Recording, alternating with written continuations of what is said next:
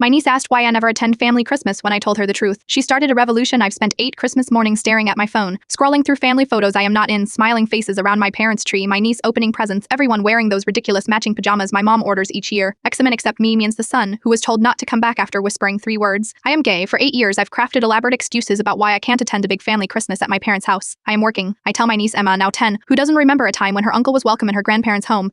After the main event, my sister Jen brings Emma to my apartment for our special Christmas parent, just the 3 of us, hot chocolate, and gifts wrapped in paper I let Emma pick out months in advance. This year, our little celebration felt different. Emma seemed quieter, more observant. While Jen was in the kitchen making our traditional Christmas mac and cheese, Emma set down the Pronsprum set she'd been examining and looked at me with an intensity that made my heart stop. Uncle Mike, why don't you ever come to Grandma Nehez's Christmas? The practice lie was ready. I have to work, sweetie, but that doesn't make sense, she said, her brow furrowing. Sometimes their Christmas is on actual Christmas Day, and I know you have that day off, Mom told me. I felt cornered, but still tried to evade. Well, it's complicated grown-up stuff. Her next question knocked the air from my lungs. Do you not like to be with us? The pain in her voice was unbearable. 8 years of lies crystallized into a moment of clarity. I couldn't let this child believe for one second that I was choosing to be absent from her life. Emma, I said, kneeling to meet her eyes, I love being with you and your mom more than anything in the world. Then why? She pressed. I took a deep breath. You know how some people date boys and some people date girls, she nodded. Like how you have a boyfriend and mom has a boyfriend, right? Well, Brahma and Hess don't think it's okay for me to date boys. They asked me not to come to Christmas anymore because of that. Her face scrunched in confusion. But that stupid Mrs. Lopez at school has a wife and she still gets to have Christmas. I smiled sadly. Different families have different rules. She seemed to accept this, returning to her prom-term set with a thoughtful expression.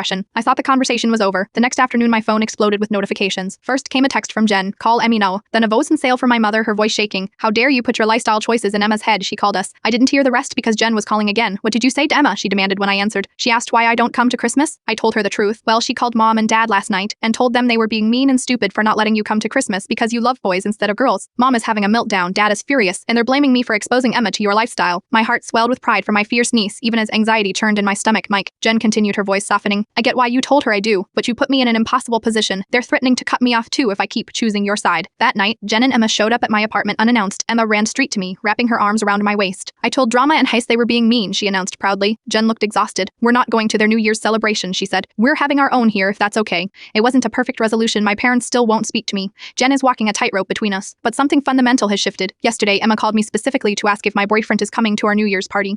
Because I want to show him my new prom set, she explained, as if it were the most natural thing in the world. Sometimes the truth costs you family, and sometimes in the clear eyes of a child, it creates the family you actually deserve.